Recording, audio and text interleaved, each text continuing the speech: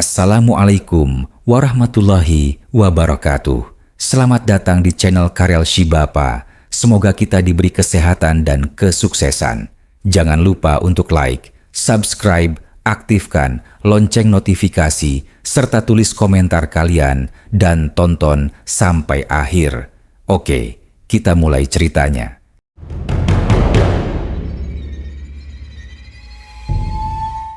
Hujan turun tipis di atas kota kecil yang dibelah oleh sungai tua berarus lambat. Air sungai itu tampak hitam setiap malam, seolah tidak pernah memantulkan cahaya lampu jalan di atasnya. Di tengah sungai berdiri sebuah jembatan beton peninggalan lama yang menghubungkan pasar dengan kawasan perumahan padat penduduk. Orang-orang menyebutnya Jembatan Sabrang. Tidak ada yang benar-benar tahu sejak kapan nama itu digunakan. Setiap malam lewat pukul 11, jalan menuju jembatan menjadi terlalu sunyi untuk ukuran kota yang biasanya ramai. Warung kopi di dekat tikungan selalu tutup lebih cepat tanpa alasan jelas.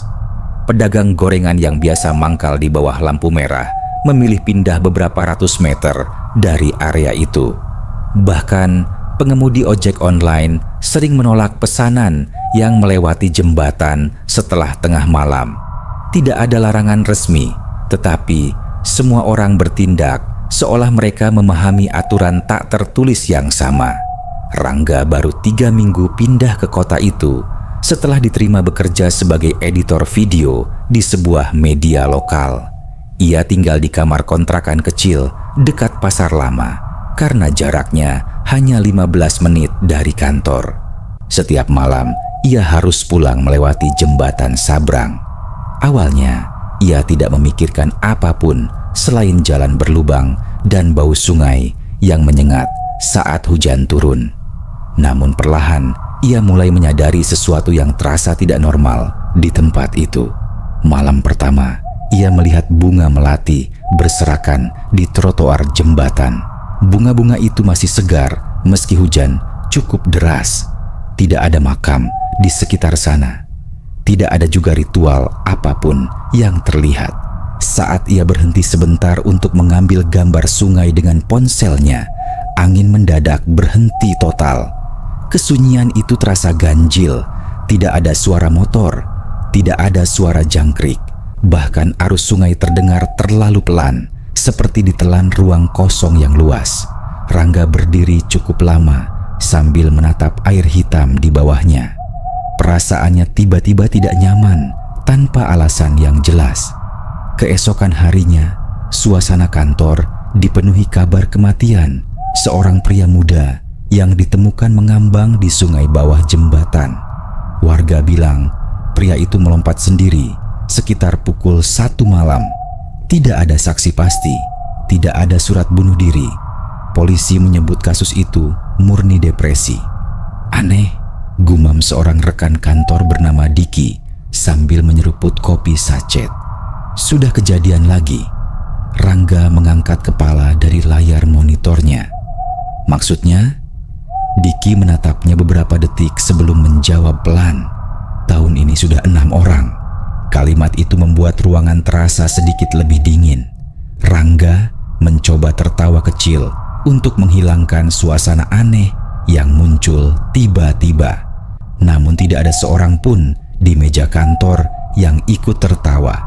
Mereka justru saling berpandangan singkat lalu kembali diam. Malam berikutnya, Rangga sengaja memperlambat motornya saat melintasi jembatan. Lampu jalan berkedip samar karena hujan gerimis. Di sisi kanan trotoar, ia melihat seorang perempuan berdiri menghadap sungai. Rambutnya panjang dan basah. Bajunya putih kusam seperti kain yang terlalu lama direndam air. Rangga mengira perempuan itu hendak bunuh diri. Ia langsung menghentikan motor dan berjalan mendekat dengan hati-hati. Namun, sebelum ia sempat memanggil, perempuan itu sudah tidak ada. Trotoar jembatan kosong sepenuhnya. Tidak ada langkah kaki, tidak ada suara gerakan, hanya aroma bunga melati yang tiba-tiba muncul sangat kuat di Di udara lembab malam itu, tubuh Rangga meremang. Ia memutar kepala ke segala arah sambil mencoba mencari kemungkinan perempuan tadi turun ke bawah jembatan. Namun pagar beton di sana terlalu tinggi untuk dilewati cepat. Tidak mungkin seseorang menghilang hanya dalam beberapa detik. Nafasnya mulai terasa berat. Ponselnya bergetar mendadak. Sebuah pesan masuk dari nomor tidak dikenal muncul di layar. Jangan berhenti terlalu lama di atas jembatan. Rangga langsung menoleh ke belakang dengan jantung berdegup keras. Jalanan tetap kosong. Lampu-lampu toko di kejauhan terlihat redup tertutup kabut tipis. Tidak ada siapapun di sana.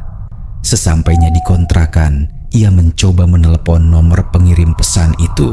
Nomornya tidak aktif. Suara operator terdengar pendek lalu sambungan mati sendiri. Saat itulah ia sadar sesuatu yang lebih aneh. Jam di ponselnya menunjukkan pukul 01.13 dini hari. Padahal menurut ingatannya, ia meninggalkan kantor sebelum pukul 11 malam. Perjalanan menuju kontrakan biasanya hanya 15 menit. Bahkan jika ia berhenti cukup lama di jembatan, waktunya tidak mungkin hilang. Hampir 2 jam begitu saja. Rangga duduk diam di tepi ranjang sambil memandangi layar ponselnya. Dari ventilasi kamar, samar-samar terdengar suara air sungai mengalir meski kontrakannya cukup jauh dari jembatan. Suara itu terdengar lambat, berulang, seperti bisikan panjang yang ditahan seseorang tepat di dekat telinganya. Lompat. Rangga membeku. Suara itu hanya muncul sekali, namun cukup untuk membuatnya tidak tidur sampai pagi. Pagi setelah suara bisikan itu muncul, Rangga datang ke kantor dengan mata sembab dan kepala berat. Hujan semalam masih menyisakan bau tanah basah di sepanjang jalan pasar. Orang-orang beraktivitas seperti biasa, tetapi wajah mereka tampak terlalu datar setiap kali melewati arah menuju jembatan Sabrang. Tidak ada yang benar-benar melihat ke sana lebih dari beberapa detik. Seolah jembatan itu membawa rasa tidak nyaman yang ingin segera mereka lupakan. Di ruang editing, suara kipas komputer berdengung pelan memenuhi ruangan sempit yang dipenuhi monitor. Rangga mencoba fokus menyusun video liputan kecelakaan pasar malam. Namun, tangannya beberapa kali berhenti sendiri ketika suara sungai semalam kembali teringat di kepalanya. Kata itu masih terdengar jelas, pendek, lambat, dingin. "Lo sakit?" tanya Diki sambil menarik kursi ke sebelahnya. Rangga menggeleng pelan. "Cuman kurang tidur." Diki menatapnya beberapa saat sebelum berbisik lebih kecil. "Lo lewat jembatan lagi semalam?" Pertanyaan itu membuat Rangga langsung diam. Ia menoleh perlahan ke arah Diki yang kini tampak lebih serius dari biasanya. Wajah pria itu terlihat pucat di bawah cahaya monitor. Tangannya bahkan berhenti memainkan korek api yang sedari tadi diputar-putar. "Kenapa emang?" tanya Rangga. Diki tidak langsung menjawab. Ia justru berdiri lalu menutup pintu ruangan editing hingga suara kantor meredup. Setelah itu, ia kembali duduk dengan gelisah. Matanya sempat melirik ke arah jendela sebelum akhirnya berbicara pelan. "Kalau dengar suara apapun di sana, jangan diturutin." Suasana ruangan berubah dingin seketika. Rangga mencoba tertawa kecil, tetapi tenggorokannya terasa kering. Ia ingin menganggap semua itu hanya sugesti karena cerita bunuh diri yang beredar. Namun ekspresi Diki terlalu serius untuk dianggap bercanda. "Maksud lo suara apa?" tanya Rangga. Diki menunduk beberapa detik. "Bisikan." Kalimat itu membuat bulu kuduk Rangga menegang perlahan. Ia teringat suara yang muncul di dekat telinganya dini hari tadi. Sangat dekat hingga terasa seperti nafas seseorang. Untuk pertama kalinya sejak pindah ke kota itu, Rangga merasa dirinya sedang masuk terlalu jauh ke sesuatu yang tidak ia pahami. Siang harinya, kantor mendapat tugas meliput keluarga korban bunuh diri terakhir di sekitar Jembatan Sabrang. Rangga dan Diki pergi bersama menggunakan motor melewati gang sempit dekat bantaran sungai. Rumah keluarga korban berdiri di ujung jalan kecil yang lembab dan dipenuhi jemuran basah. Suasananya sunyi meski banyak rumah berdekatan. Ibu korban menyambut mereka dengan wajah kosong dan mata sembab. Perempuan tua itu terus menggenggam tasbih kecil selama wawancara berlangsung. Di ruang tamu yang pengap, terdengar suara tetesan air dari dapur meski semua keran terlihat tertutup. Rangga mulai merasa tidak nyaman sejak duduk di sana. "Anak saya bukan orang depresi," ucap perempuan itu lirih. "Dia takut ketinggian." Diki perlahan menurunkan kameranya. Rangga memperhatikan tangan ibu itu gemetar saat memegang gelas teh. Ada lingkaran hitam di bawah matanya, seperti seseorang yang tidak tidur selama berhari-hari.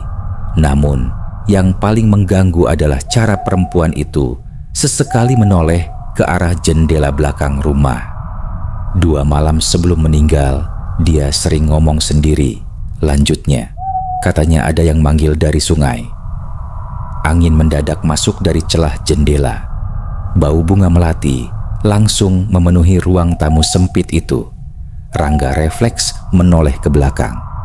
Di luar jendela, ia melihat sesosok perempuan berdiri di ujung gang dengan kepala sedikit miring.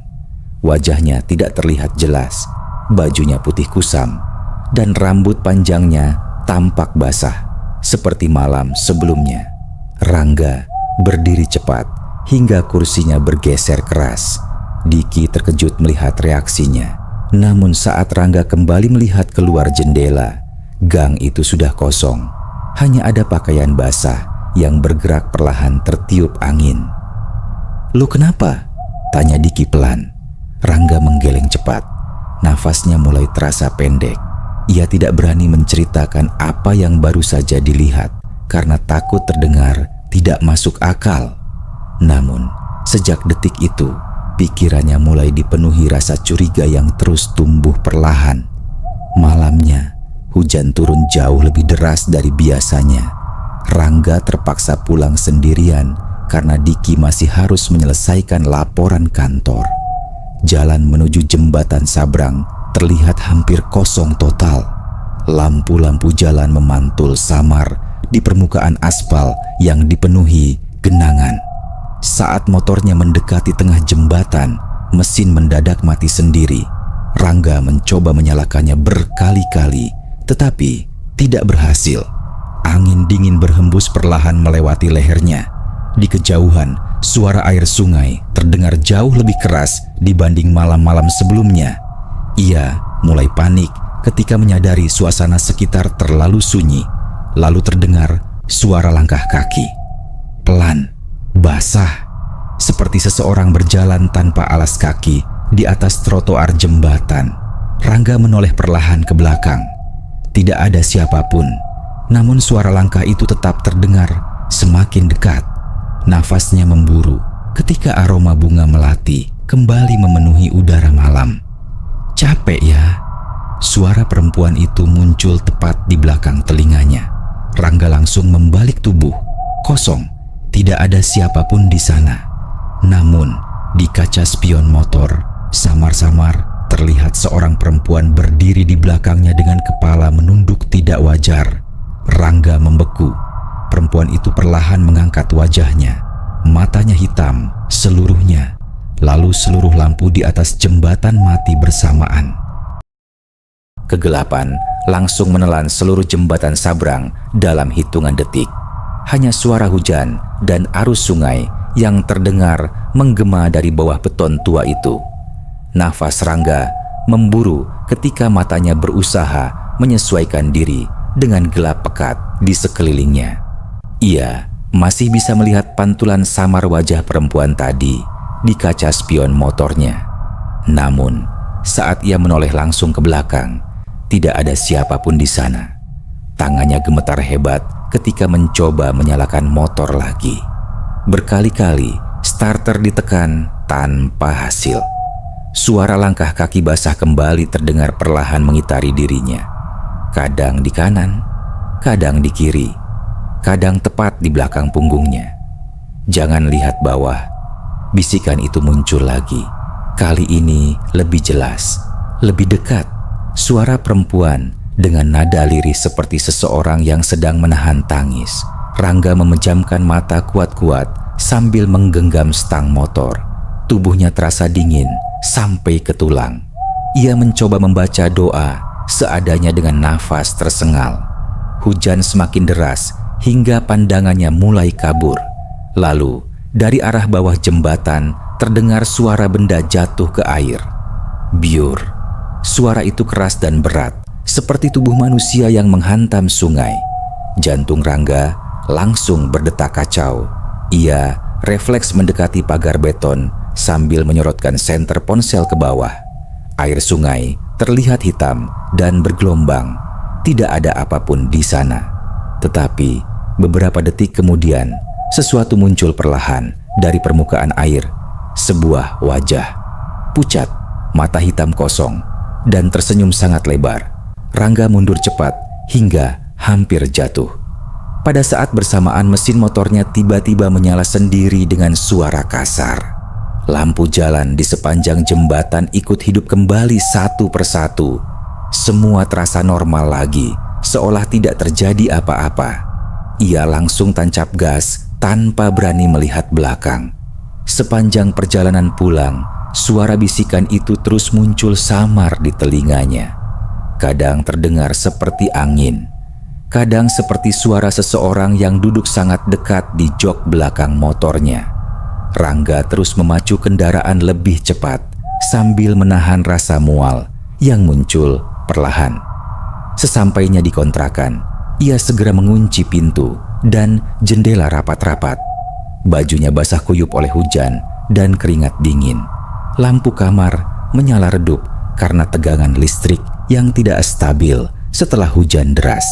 Namun rasa tidak nyaman justru semakin kuat ketika ia menyadari sesuatu.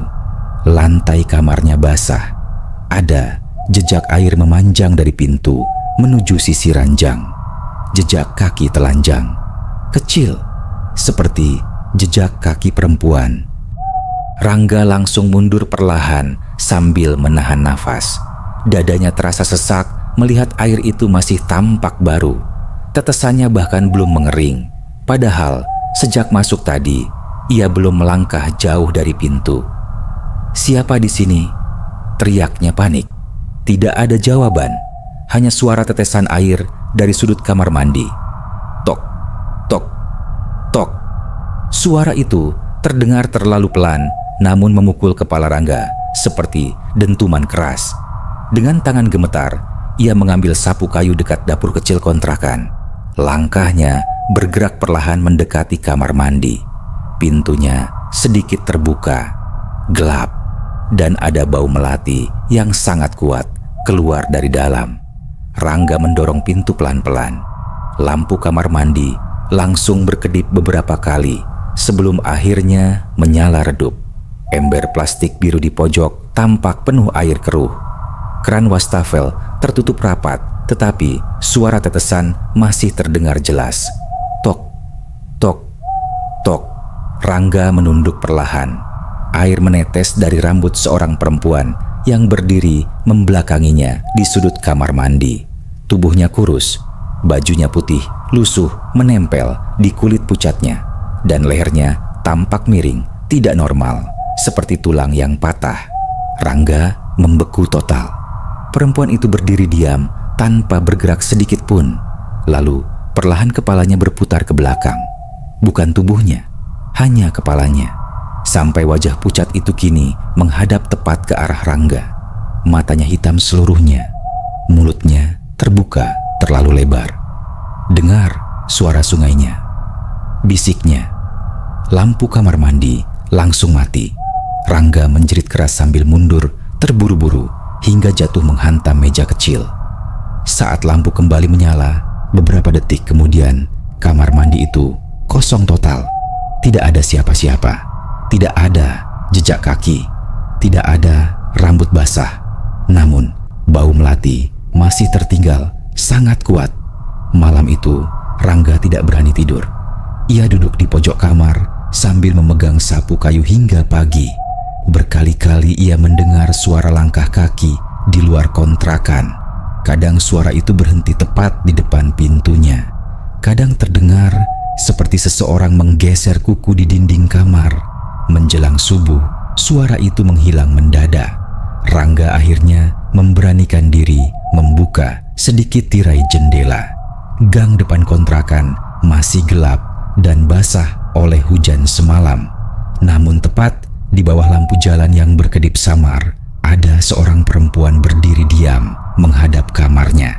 Bajunya putih, rambutnya menutupi wajah, dan tubuhnya perlahan menunjuk ke arah jembatan Sabrang. Pada saat yang sama, ponsel Rangga bergetar. Pesan baru masuk dari nomor tidak dikenal. "Kamu sudah dengar bisikannya? Sekarang dia akan ikut sampai kamu melompat." Pagi itu wajah Rangga terlihat jauh lebih pucat dibanding hari-hari sebelumnya. Lingkar hitam di bawah matanya semakin jelas, sementara tangannya terus gemetar kecil saat memegang gelas kopi di kantor. Ia hampir tidak tidur semalaman setelah pesan misterius itu muncul. Setiap kali memejamkan mata, ia selalu melihat wajah perempuan berleher patah berdiri di kamar mandinya. Suara sungai bahkan masih terdengar samar di telinganya meski matahari sudah tinggi. Diki langsung menyadari ada sesuatu yang salah. "Lo kelihatan kayak orang habis demam," katanya pelan. Rangga terdiam beberapa detik sebelum akhirnya menceritakan semuanya. Tentang perempuan di jembatan, tentang jejak kaki basah di kontrakan, tentang suara bisikan yang terus memanggilnya untuk melompat. Semakin lama ia berbicara, wajah Diki justru semakin tegang. "Itu udah mulai," gumam Diki lirih. Rangga mengernyit. "Mulai apa?" Diki menarik nafas panjang, lalu menatap sekitar memastikan tidak ada orang lain yang mendengar. Suara keyboard dan printer di luar ruangan terdengar samar. Namun, atmosfer di ruang editing mendadak terasa berat, seperti udara kehilangan oksigen. Orang-orang yang mati di jembatan Sabrang sebelum bunuh diri selalu ngalamin hal sama, katanya pelan. Mereka mulai dengar bisikan. Rangga menatap Diki tanpa berkedip. "Mereka juga lihat perempuan itu?" Diki mengangguk perlahan. Jawaban singkat itu membuat tenggorokan Rangga terasa kering. Siang harinya, Diki mengajak Rangga menemui seorang pria tua bernama Pak Wiratno yang tinggal dekat bantaran sungai lama. Rumah pria itu kecil dan dipenuhi aroma kayu lembab. Di teras depan tergantung lonceng angin berkarat yang berbunyi pelan tertiup angin sore. Suasana rumah itu terasa aneh, sunyinya, seolah suara dari luar berhenti sebelum masuk ke halaman. Pak Wiratno dulunya penjaga jembatan sebelum pemerintah membangun pos keamanan baru. Wajahnya penuh keriput dan matanya tampak cekung seperti seseorang yang terlalu sering kurang tidur. Sejak Rangga masuk ke rumah itu, pria tua tersebut terus memandangnya dengan ekspresi khawatir. "Kamu sudah dengar suara perempuan itu ya?" tanyanya tanpa basa-basi. Rangga langsung membeku. Diki menelan ludah pelan. "Pak, sebenarnya apa yang ada di jembatan itu?" Pak Wiratno tidak langsung menjawab. Ia justru menyalakan rokok kretek dengan tangan sedikit gemetar. Asap tipis memenuhi ruang tamu sempit, sementara suara sungai terdengar samar dari kejauhan. Setelah beberapa saat, pria tua itu akhirnya membuka suara. 30 tahun lalu, ada perempuan bunuh diri di sana. Rangga diam mendengarkan. "Namanya Laras," lanjut Pak Wiratno. "Dia lompat malam-malam setelah hilang beberapa hari. Angin sore tiba-tiba berhembus dingin melewati jendela rumah. Bau bunga melati perlahan memenuhi ruangan. Rangga langsung merasakan bulu kuduknya berdiri. Diki juga terlihat mulai gelisah. waktu mayatnya ditemukan, suara Pak Wiratno mengecil. Lehernya patah. Kalimat itu membuat kepala Rangga langsung teringat pada sosok di kamar mandi kontrakannya. Pak Wiratno kemudian menjelaskan bahwa sebelum bunuh diri, Laras sering terlihat berjalan sendirian di atas jembatan sambil bicara sendiri. Warga sekitar mengira ia mengalami gangguan jiwa setelah tunangannya meninggal tenggelam di sungai. Namun, beberapa orang percaya ada sesuatu yang mengikutinya sejak malam kematian pria itu. Katanya Laras sering dengar bisikan dari bawah sungai, ucap Pak Wiratno. Bisikan itu makin lama makin sering. Bisikan apa? Tanya Rangga pelan. Pak Wiratno menatapnya lurus. Suruh lompat. Suasana rumah langsung terasa jauh lebih dingin. Di luar, langit mendung mulai berubah gelap meski hari belum malam. Lonceng angin di teras berbunyi pelan tanpa ada hembusan kuat. Rangga mulai merasa kepalanya berat sejak mendengar nama Laras disebut. Setelah Laras mati, lanjut Pak Wiratno, orang-orang mulai bunuh diri di jembatan itu. Diki menunduk pelan. Dan semuanya dengar bisikan. Pak Wiratno mengangguk. Awalnya cuma suara, katanya. Lalu mereka mulai lihat perempuan berdiri di jembatan. Rangga merasakan telapak tangannya mulai dingin. Kalau udah lihat wajahnya, suara Pak Wiratno melemah. Biasanya tinggal tunggu waktu. Ruangan mendadak hening total. Lalu, dari arah dapur, terdengar suara kursi kayu bergeser sendiri. Krek! Ketiganya langsung menoleh bersamaan. Tidak ada siapapun di sana. Namun, aroma melati tiba-tiba berubah jauh lebih kuat hingga terasa menusuk hidung. Rangga mulai mendengar suara air menetes lagi di telinganya. Pelan, berulang, sama seperti di kontrakan. Tok, tok, tok.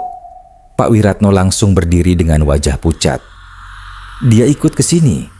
Diki refleks mundur beberapa langkah.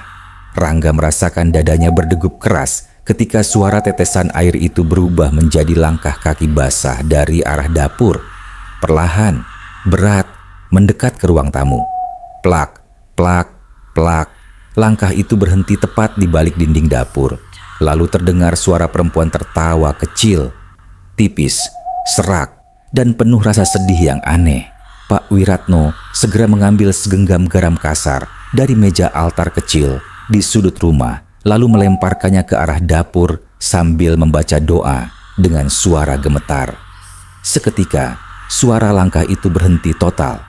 Aroma melati perlahan menghilang meninggalkan hawa dingin menusuk. Rangga mulai sadar sesuatu yang lebih mengerikan. Entitas itu bukan hanya muncul di jembatan, ia sudah mengikuti dirinya. Pak Wiratno duduk lemas sambil memandang Rangga dengan mata penuh ketakutan. Kalau dia sudah ikut, bisiknya pelan, berarti dia sudah memilih. Rangga menahan nafas. Memilih buat apa? Pak Wiratno menelan ludah perlahan. Buat jadi korban berikutnya. Malamnya, sebelum Rangga dan Diki meninggalkan rumah itu, Pak Wiratno memberi satu peringatan terakhir.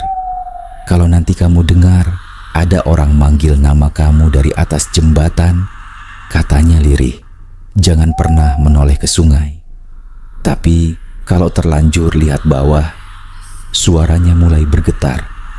Dia bakal nunjukin alasan kenapa semua orang akhirnya lompat sendiri.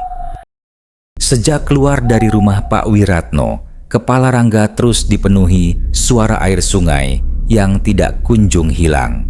Bahkan ketika motor mereka melewati jalan ramai dekat pasar malam, suara itu masih terdengar samar di balik deru kendaraan dan suara pedagang.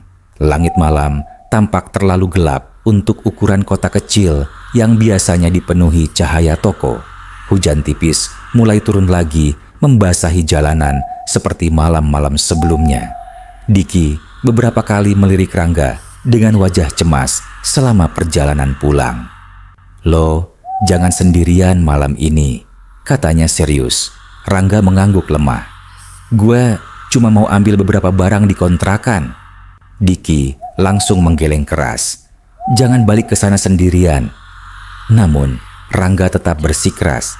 Ia merasa semua kejadian ini mulai menggerogoti pikirannya perlahan. Suara bisikan semakin sering muncul, bahkan saat matanya terbuka. Kadang, suara itu terdengar sangat dekat, seperti seseorang bernafas di belakang lehernya. Sesampainya di kontrakan, suasana gang terlihat jauh lebih sepi dari biasanya. Lampu jalan di depan kamar berkedip pelan, disertai suara dengung listrik yang mengganggu. Rangga membuka pintu kontrakan dengan tangan gemetar. Bau lembab langsung menyambutnya dari dalam ruangan gelap. Lalu ia membeku. Dinding kamarnya penuh tulisan basah. Kalimat yang sama berulang kali memenuhi tembok dengan bekas air hitam menetes perlahan ke lantai. "Dengar sungainya." Rangga mundur beberapa langkah dengan nafas kacau. Tulisan itu tampak seperti dibuat menggunakan tangan basah. Beberapa huruf bahkan masih menetes hingga membentuk genangan kecil di lantai. Bau bunga melati menusuk sangat kuat sampai membuat kepalanya pening. Ponselnya bergetar mendadak. Diki menelepon. "Rangga, jangan masuk kamar." Suara Diki terdengar panik dari seberang. "Pak Wiratno baru aja meninggal." Tubuh Rangga langsung dingin. "Apa?" "Dia bunuh diri," jawab Diki terbata-bata. "Lompat dari jembatan sejam lalu." Kalimat itu membuat lutut Rangga melemas. Dadanya terasa sesak, seolah udara di dalam kamar mendadak habis. Pak Wiratno baru saja memperingatkan mereka beberapa jam lalu. Tidak mungkin pria tua itu tiba-tiba memutuskan bunuh diri. Lalu terdengar suara air menetes dari belakang tubuh Rangga. Tok, tok, tok. Ia menoleh perlahan. Perempuan bergaun putih itu berdiri di ujung lorong kamar kontrakan. Kini wajahnya terlihat jauh lebih jelas. Kulitnya pucat kebiruan, lehernya patah miring ke samping.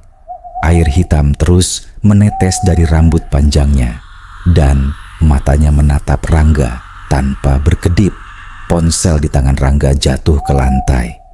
"Rangga?" Rangga jawab. Suara Diki terdengar samar dari speaker. Perempuan itu mulai melangkah perlahan mendekat. Plak, plak, plak.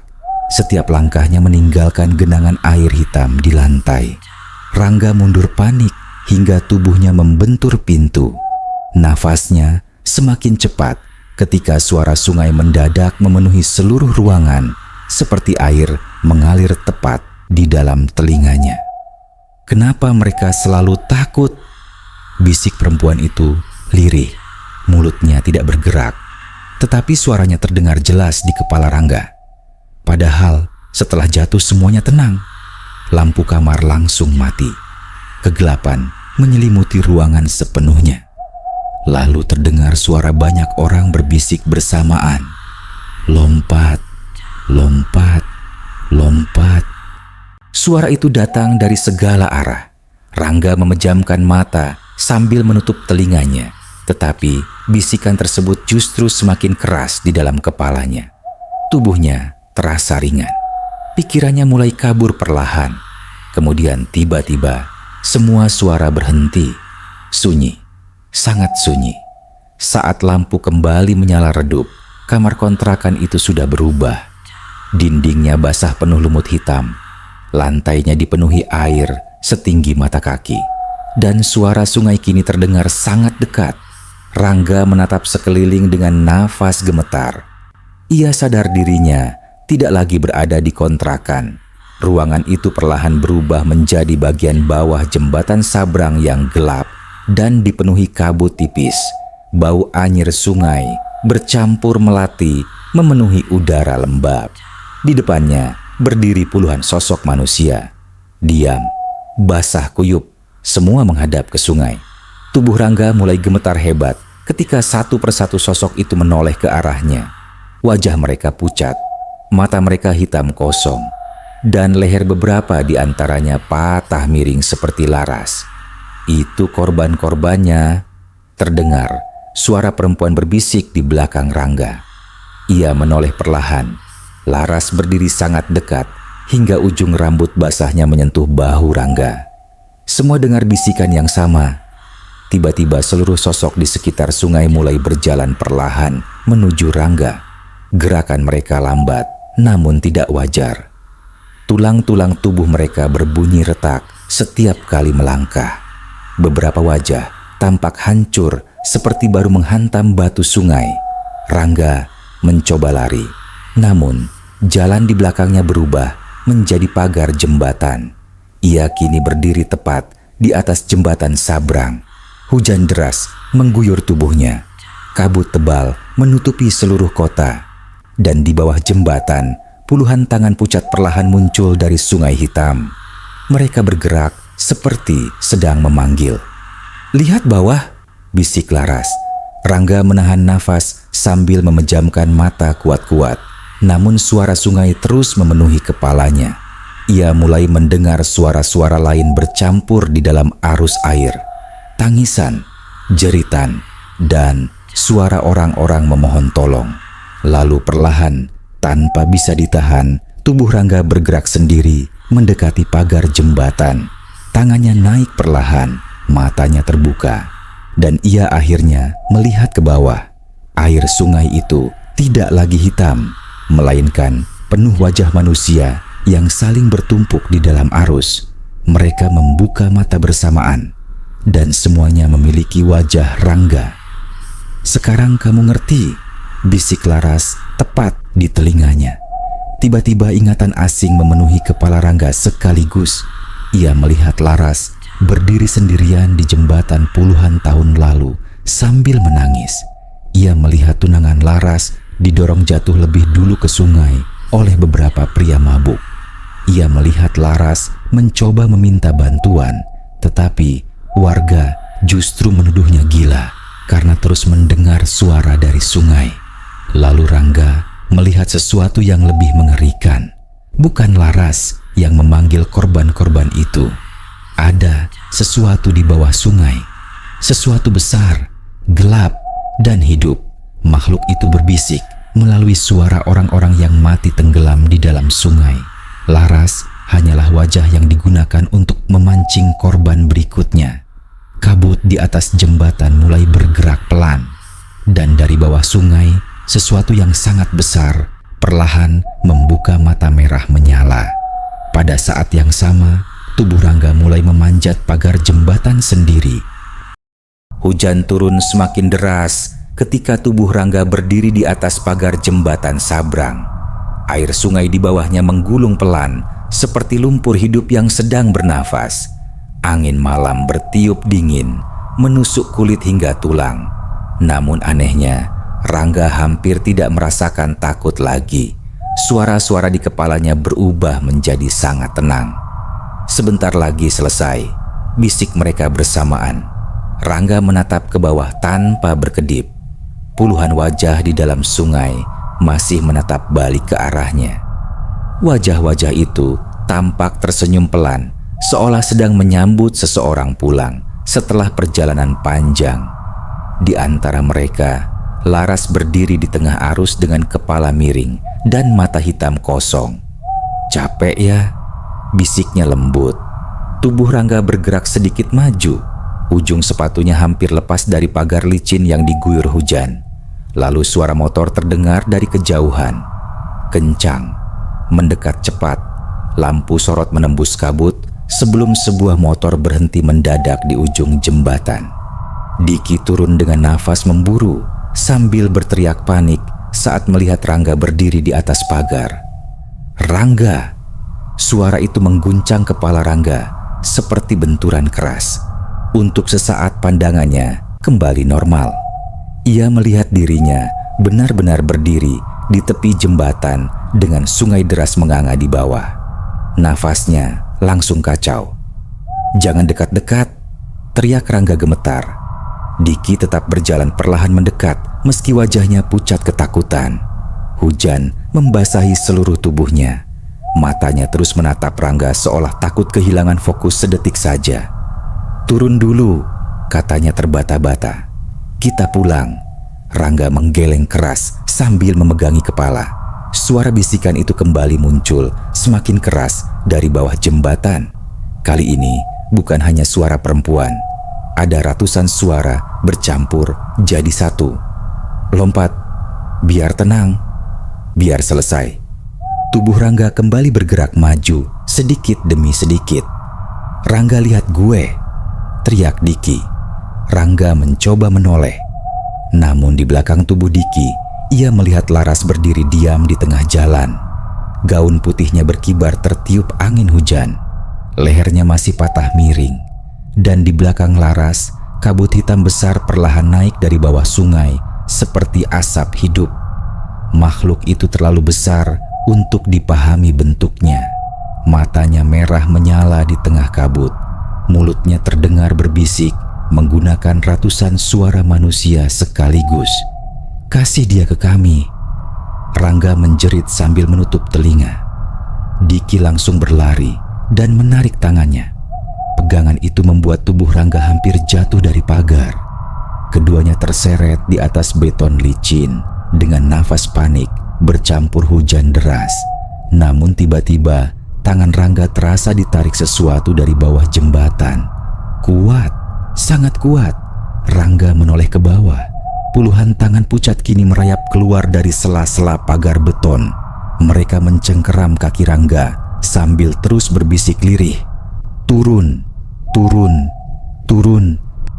Diki langsung menarik tubuh Rangga sekuat tenaga sambil berteriak ketakutan.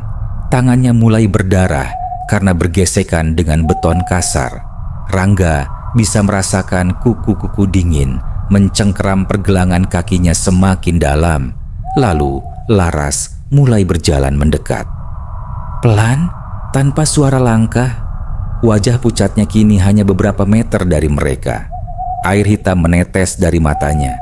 "Dia sudah dipilih," bisiknya pelan. Kabut hitam di belakang Laras semakin membesar hingga menutupi hampir seluruh sungai.